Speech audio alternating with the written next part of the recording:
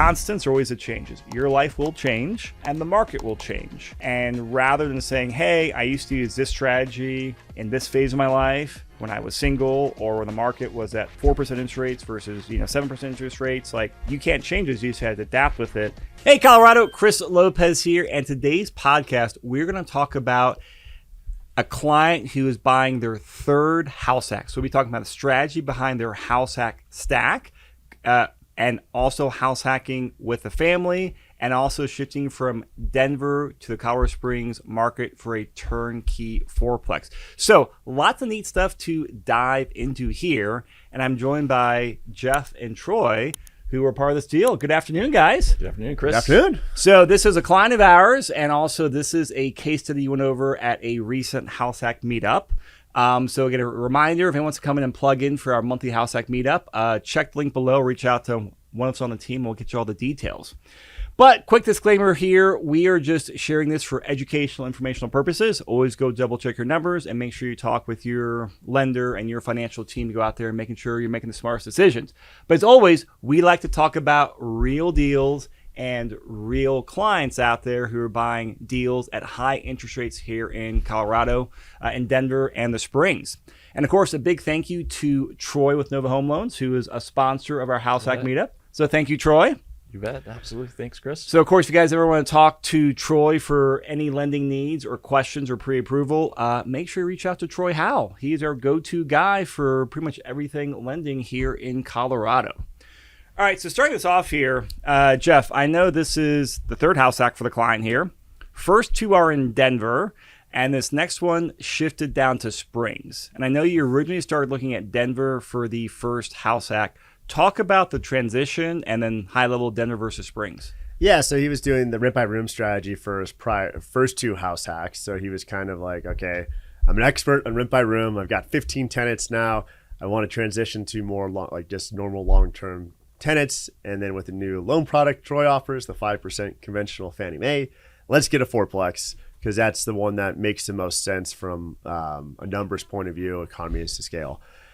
So we started in Denver, looked at Wheat Ridge, we looked at Westminster, and the fourplexes we were finding, as you can imagine, are mostly have a ton of deferred maintenance, below market rents. The investor bought it in 2002 at $125,000. They're trying to sell for $850,000. They did nothing to it. That was the inventory from the fourplexes that when we were looking back in originally back in like October, November of last year. So we transitioned, we talked about it, like where could we still do the fourplex, but find a little bit better product that's something that's a little bit more updated, right down the street in Colorado, right down the way, an hour away in Colorado Springs, more inventory to choose from, newer inventory in general down there. So actually Springs had more fourplexes on the market than Denver did? Yep. Yeah. Oh. Yeah. So that could be a lower function. price point too. Lower price Yeah, I point. know it's a lower price point. I was surprised about the more inventory. Yeah, and then better quality because they're slightly newer. They were only built like 40s to 60s, 60s to 80s in general, so slightly more updated. And this particular one was fully vacant, so he could just move in right away with his family. And he had in his family too. That was a big also point. He wanted his own unit for him and his family, wife and 1-year-old baby.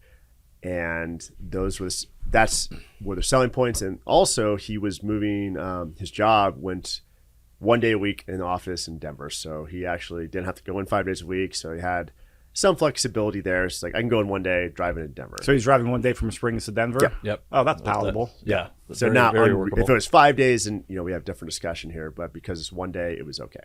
Yeah. Yeah.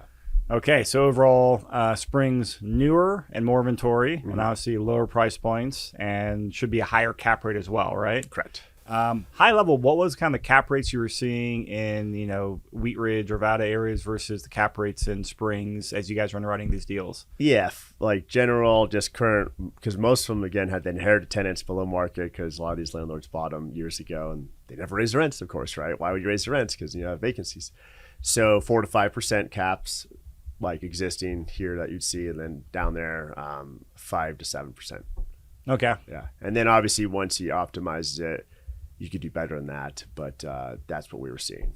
So once they're stabilized, half to point higher in cap rates, kind of per market, kind of standard. Yeah. Wow. Okay. Yeah. So that's really cool to see. And I'm a big fan of Colorado Springs. I mean, I'm moving more of my investing down there as well, I think, for the same reasons. And I think also I like the long-term growth trend of Springs a lot, in addition to Denver. But I think Springs is a market that the house hackers and all investors should be looking at as well. All right, so a little bit more about the client here. Because his first house hack, no kids, right? Yeah, so he moved. He was living in my basement. He was one of your tenants. Yeah, he was at a room by room house hack you had. Yeah, he was my basement tenant, living in the smallest room in the corner, paying $750 a month. Great guy. And I told him about the strategy. He saw me do the strategy. I'm like renting a 7-bedroom house to 7 people. He's like, okay, how could I do this too? And then he had a good job and said, I want to do it too, and helped him find a place in Westminster. No kids at this time, no wife. I did rent by room at that house in Westminster. And then waited a year, got married, had a kid, and then did the rent by room again in Westminster. 2 houses in Westminster, all rent by room.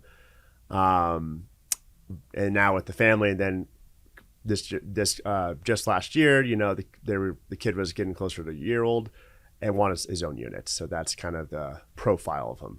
Good W-2 owner, and married as well. I love it, and that's always a good thing to talk about. For house hackers out there is. You will evolve as an investor. Your life will evolve. Hey, you get married, you have kids. Like that's, you're winning at life, right? So go out there and you can still evolve the strategy while your life evolves.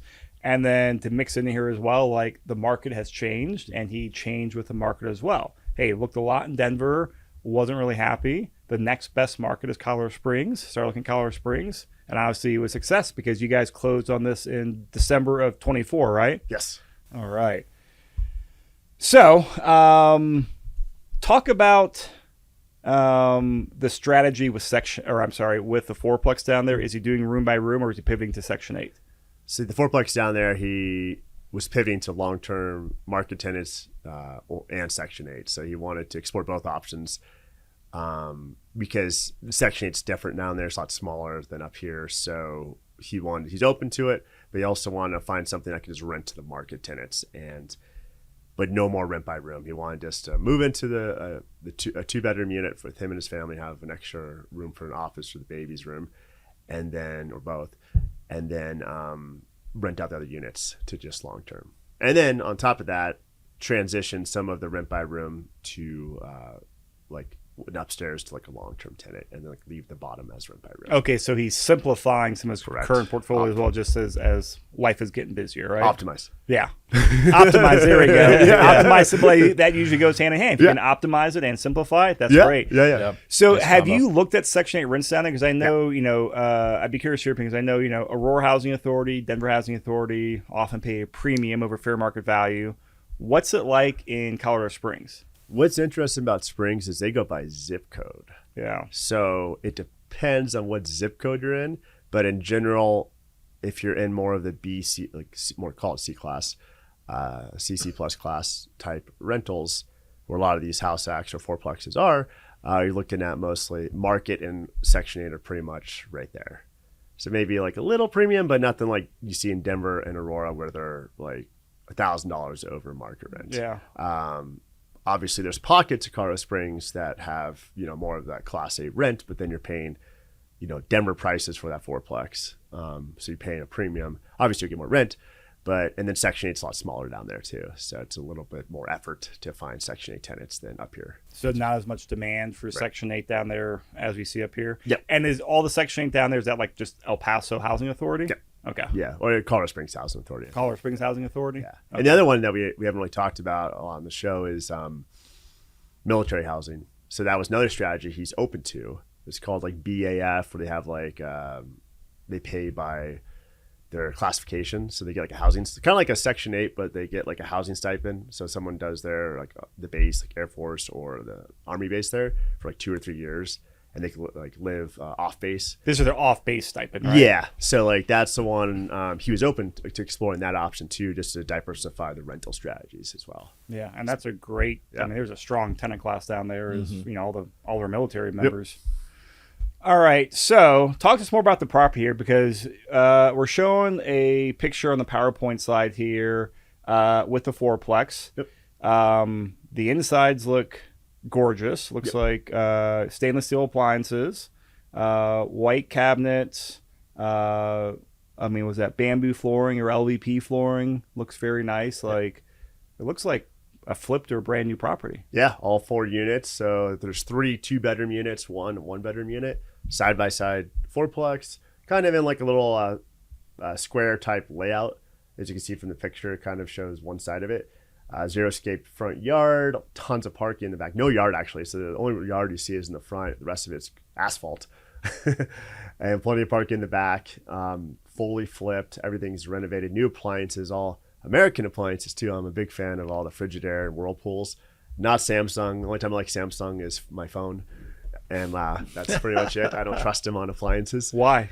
So the Japanese get it right when it comes to phones and laptops and cars. But appliances, I get more phone calls with the Samsungs breaking down. And you have LGs. tracked it down so that those. Yeah. He's an analyst by got- trade. No, I love it. Yeah, So I got like leave it to all leave it my to Jeff units, to have I got that like data. 40 something appliances, right? So you got to figure out which ones you get the calls on, right? No, So that's brilliant. LGs and Samsungs, I get more calls. And also the other piece of it is which one do they have more parts readily available? They don't have to like wait 2 weeks to get like, oh, the motherboard, I have to wait 2 weeks to get that for this fridge. Yep. American appliances, they just have like they're cheaper, more parts available, easier to work on too for most technicians. Oh, And I always that's a ask great them tip. too, hey, which ones you get more calls on? Oh, yeah. Get a little data that way, too. Yeah, they give when you the like- tech shows up. Yeah, so that's Nice. so yeah, I confirm they're all American and not the Japanese. Love the Japanese though, just with cars and phones. So, very desirable fourplex here, side by side fourplex, so no up and down, all single story. 3 units are a 2-bed, 1 bath. One is 1 bed, 1 bath. Which unit did they move into? 2-bed, 1 bath. 2-bed, 1 bath. And then they rented out the other 3 units. Okay, so is one like master suite and then a nursery or whatever? Well, it was just 2-bed, 1 bath. 2-bed, all 1 the bath. all the 2-bed, the 3 2-bed, 1 baths are all the same layout. Okay. They just took one, I think, and like tucked in the back a little bit. So there was like the doors to the front. It's like on the side of the building. Kind of can't really tell in the picture, but if you drive on each side, there's like a separate door. Yeah. Now, Troy, from like, I know you do a lot of appraisals, you do a lot of loans on, fourplexes with us, Right. and a bunch of other, clients and real estate brokers as well. Do you ever see any do you have any trends or patterns that you've noticed of like Denver versus Springs or side by side versus up down multis and just preferences or appraisals? There's any random things the data Jeff pulled from different appliance makers? Yeah. Sorry, Boy, you inspired me with these detailed questions. Troy. I wish I had something interesting to tell you, Chris, Okay. but I really kind of don't. These properties, I think, are so unique. I mean, they're not like a track home, right? Yeah. Where it's over and over again. So I think all your multi-unit homes tend to be pretty unique. So it's always a little bit of a nail biter to make sure. But, I think all the multi-units have been appraising out pretty good Yeah. so far. Well, I got something for you, Chris. So, city and county of Denver, if it's side by side, it's like if this one existed in Denver, you could split it and sell 4 units like townhomes, and it's worth more as a each 4 townhomes than 1 fourplex. So I'm sure you dealt with that or seen that where people buy the side by side ones. The split and flips. Yes, those ones are Ooh, that's great an interesting- strategy. It rhymes. Yeah. But that's like amazing. Like Yeah. I know about Aurora, other like Wheat Ridge and other places, but at least for Denver, when you see a side by side, that's like currently one legal description. It's a fantastic strategy. Yeah. Yeah, and I realized there's actually someone. This was at a panel I sat on last year. Key Renter Property Management put it on, and one of the panelists there, he did a lot of these split and flips. And I forget the number he shared, but he's been doing this for like a decade plus. Lots of experience on here. And he gave the amount of inventory of like multifamily in Denver that had been split and flipped, where hey, rather than being sold and used as one rental property to like split and flips, and it was jaw dropping. I want to say it was like 30% of the inventory or something. It was just something like it flabbergasted me. I'm probably wrong on that number, but it was just like flabbergasted the amount of like inventory. Like it was solid double digit. Yeah. Especially like Highlands and Sloan's Oh Lake. yeah, especially go to that part of town where hey, you can sell a fourplex for $1 million, or as a one rental property, or you can separate them and sell each unit for $350,000, Right. and then hey, you Nice. created $200,000 more in value on there because the highest and best use is to an owner occupant who wants to buy versus someone that wants to rent. So yeah, that is a great thing to keep in mind. I don't know if that's a common strategy in Colorado Springs. I have no idea. That might be a Jen Bayless question to see if it's possible there, because that is a good strategy. Depends on the market. Oh, it's a great potential exit too. Yeah. Like especially if you're in an area that, hey, the prices kind of go what the Highlands did, or that's part of town. Hey, you can exit that in 5 years that way. It's a great exit. Yeah. All right. So, I'm looking at the slide here. What are some of the challenges and solutions that you guys came over with moving down to Springs? Yeah, so you wanted to stay in Denver Metro because it's obviously easier to manage properties when could drive, within 20, 30 minutes of the property. So that was his first goal. And we overcame that by, talking about it. It's like, okay, you went a little bit, just an hour drive difference, right? It's not like he's going to Tennessee here or Virginia, where you find the deals in Southern Virginia. I guess Northern Virginia now with DC. I'm sure there's more deals there now. The prices are insane, though. But that's the problem with Northern Virginia prices. Yeah, it's too crazy. But he was open-minded to say, go outside his local buy box, say, okay, I'll create a new one because the deals now, I want a fourplex. Where can I find the best deal? And it's only an hour away. So he overcame that issue. And then, and what part of Denver does he commute to? Downtown. Okay, downtown. Just one day a week downtown. Otherwise, he's remote the rest of the week. Yep. Yeah. 100% remote. Which works out great for him. Yeah. So that'll be an interesting thing to do the trade-off on. We look at the numbers on here. Hey, Yeah. Obviously that's a little bit more of an inconvenience. Correct. But is the return on the spreadsheet enough to outweigh that inconvenience? Right. So that'll be interesting to look at in the minute as we get in the spreadsheet. So walk us through the numbers here in terms of the purchase price and the financing structure. Yeah, so he did a Troy House special here. That's what I call it, because we got more seller credits than allowed. For the purchase price was $610, praised for higher, which is always a plus for the buyer. What was it listed at? It was on the market for over 90 days to start like 650, 630, 610. Okay, so it was one that was on the market. riding the price down. And right before end of year. Seasoned listing. Yeah, love those 40, 50 plus day listings, because right before year end too, I'm like, it's a business, it's a flipping company. We'll get them before they have to sell. And then comes the Jeff White special that comes in with the what is it? What kind of offer is that, Jeff? Disrespectful offer. Yeah, the seller's credit. Yeah, what was the offer structure? So we did initially 610 with, I think we did 25,000 seller credit, and then they came back to like 20. They countered us, and then I think I said, "Oh, my buyer's favorite number is 21." That's when his daughter or son is born, whatever. I just came up with some excuse, and then we got down to 21, and then we did the inspection and got it up to 29,500 total seller credits, which exceeds the 3% limit allowed with a 5% down purchase. So we had excess, which was the 11,200. And we used that for some additional improvements, like, I think that one of the furnaces was old, like we replaced that, water heater, like different things he wanted to do. So they do that before closing, or is that money just escrowed? No, so we did, again, a Troy House special. So we get the checks at closing. Escrow is like a cuss word, Chris. Yeah, No, we don't like escrow. Yeah. We like checks at closing for the buyer. So he was That's able even to, better. Yeah. He was able to get a check at closing, a couple checks at closing. Yep. And then also got the full seller credit of 3%. So he was able to buy down the rate a little bit. And his total out of pocket to buy a fourplex that was $610,000 was only $30,500. Jeez. Okay, so 610 purchase price. End up getting almost $30,000 in seller credits between negotiated and then what you said, like $8,000 from inspection stuff. What popped up on the inspection?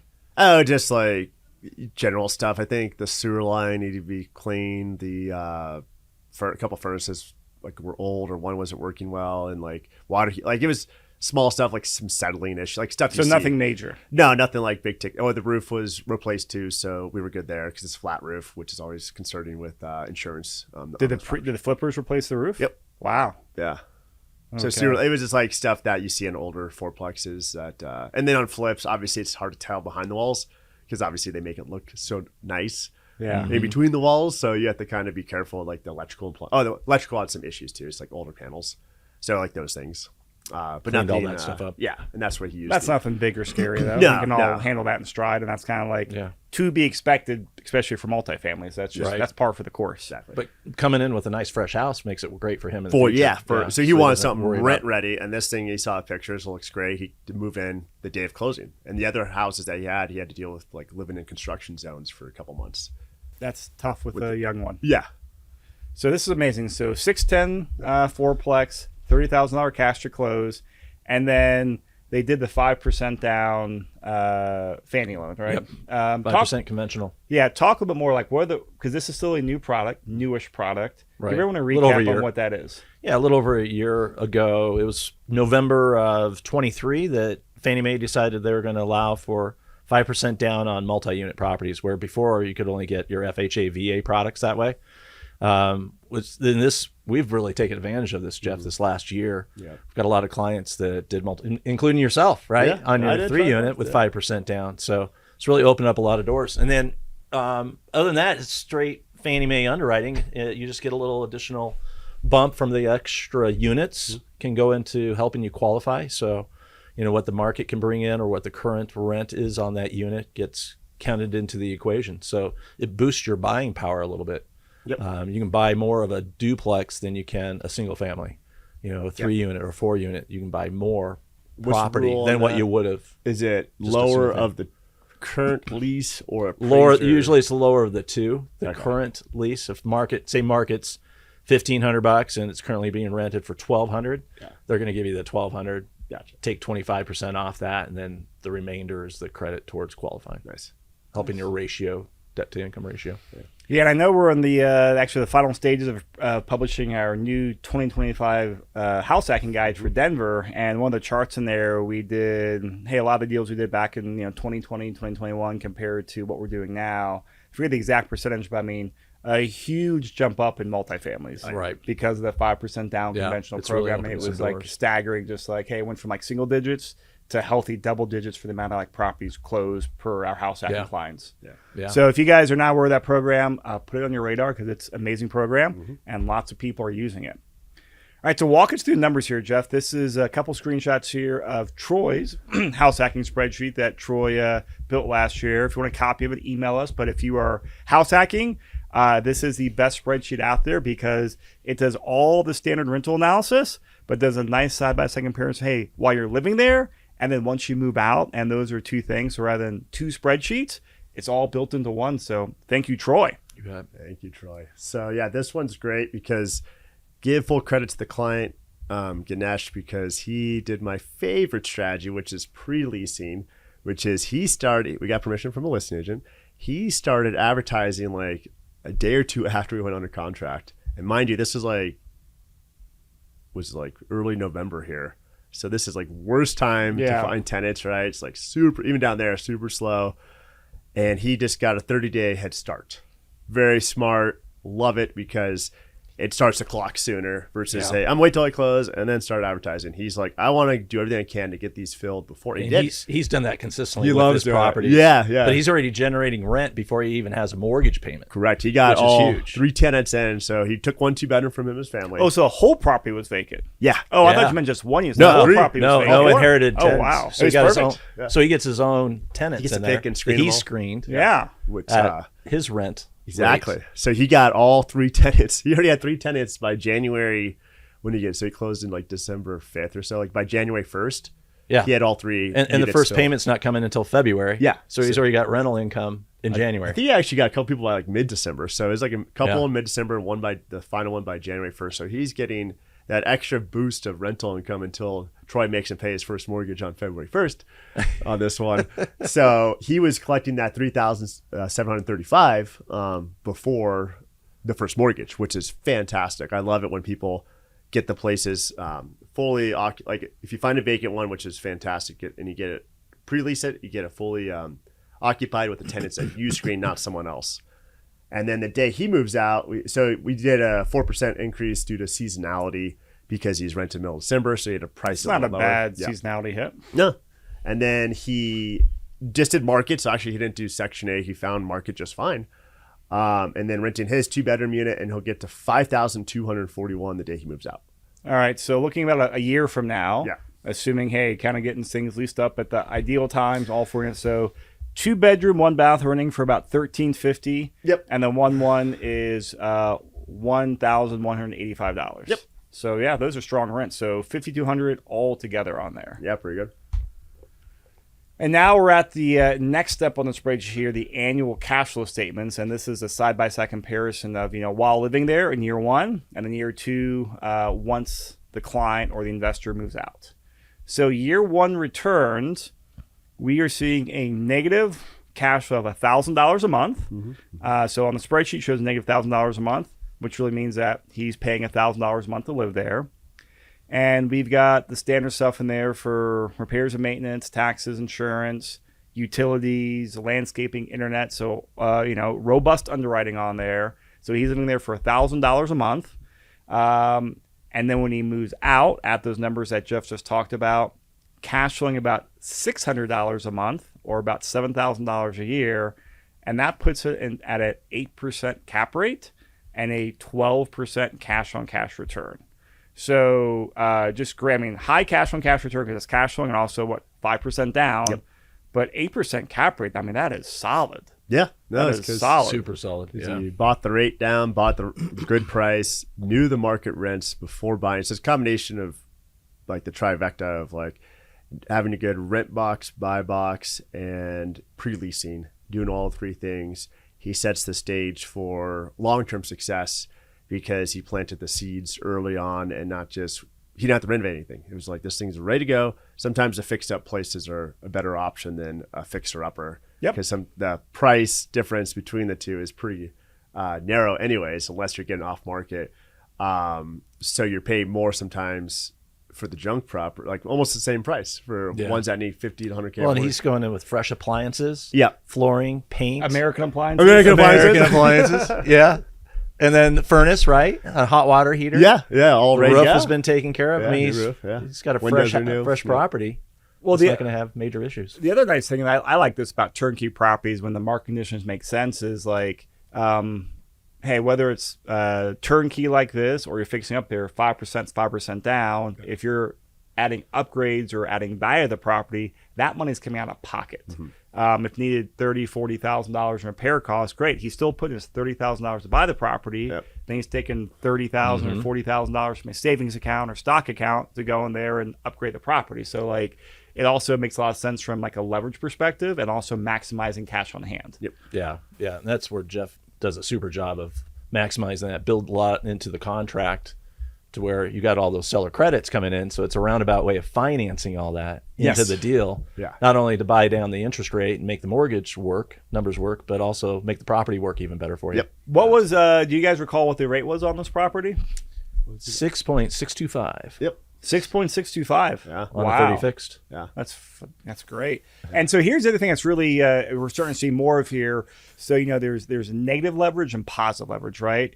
When your interest rate is above your cap rate, so let's say you have a 10% interest rate and an 8% cap rate, you're at negative leverage is the term out there, meaning hey, your interest rate's higher than the cap rate. It's working against you. And then what you want to see is ideally interest rate below cap rate because you're at positive leverage. So he's at about 2% plus. Yeah, 2% and change difference in there, which is phenomenal. This is like one of the best cap rates I've seen in multi for a while. Yeah. No, I mean, going back to favorite time to buy right before year end. So he got the better deal, was able to pay off closing costs, buy down the rate, find a vacant move-in ready place. So he didn't have to deal with the whole inherited tenant issue of, I got to turn over these tenants, tenant turnover costs, vacancy cost. It had a lot of great attributes. Yeah. So and it was that seasoned listening that you took advantage of for your negotiations. Yeah. Too, which helped you. Yeah, and it was old listing that was sitting on the market. 90 days, did you say earlier? I think it was like 65 days. 65. So Still by the time seasoned. we closed, it was like 90 days. Yeah. But they were happy to get it off their books. They were moving. Yeah. I'm amazed the flippers on there left all 4 units vacant. You think Oh, they yeah, would have I'm put some super- in there to I mean, cover. great for our client, but Yeah. like I'm Preferred for the client. Especially sitting I'm on the just market. surprised that they didn't Yeah. fill in 3 to have at least some income coming in, but that's hey, Good. Yeah. Happy wasn't for our my property client. then. Yeah, exactly. Right. great for us. Yeah. Right. All right, so kind of wrapping up here, to recap here, the evolution of the client, because this is what every house hacker goes through in terms of like their life changes. We all talk about building your house hack stack. The constants are always the changes. Your life will change, and the market will change.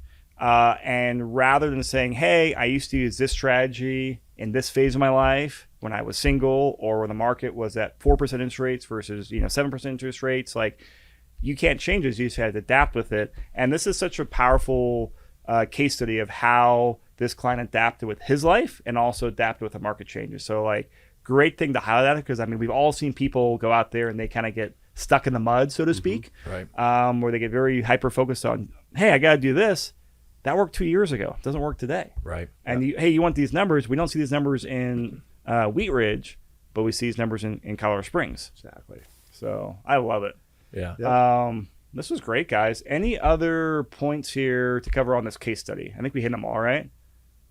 Yeah, I would say the big takeaway is he was flexible. He wasn't stuck in his ways of like, I have to do rent by room again, or have to do Airbnb, like whatever your main strategy is. So it's great to become an expert in one strategy to start for any beginner out there. And then you could add strategies as you grow as your investor. So he was very smart to be adaptable and also flexible with moving to Colorado Springs with a family. So he's a great case study of someone that wasn't stuck on, I have to be in one location for my family. It's like, I'm willing to move. My kid's only one. They're not going to remember it anyways. So I want to keep house hacking until you don't have to worry about school districts. Exactly. No, right? Until they're 4 or 5 years old, probably somewhere around there. So I know he's got a good, many more house hacks on his way. Yeah, he wants to beat you, Jeff. Yeah. He said that on several occasions. Yeah, he wants I love to it. Outpace Jeff. I want him to. I think it'd be wonderful. I think it'd be so cool to him to get one more than me. And then I just tie him. Then you guys can keep going back and forth. Yeah. I like that too. I think that's a great strategy. Yeah. Troy allows owner-occupied loans. You get infinite number of those. Yeah, so. Do as many as you can, please. So just a good thing to keep in mind here, we take a big approach here with the way of us educating clients and getting new clients, always getting the privilege of working with new clients, is through education. And we do that by saying, hey, here are the market trends. We're all on the monthly market trends podcast we do. We talk about real case studies.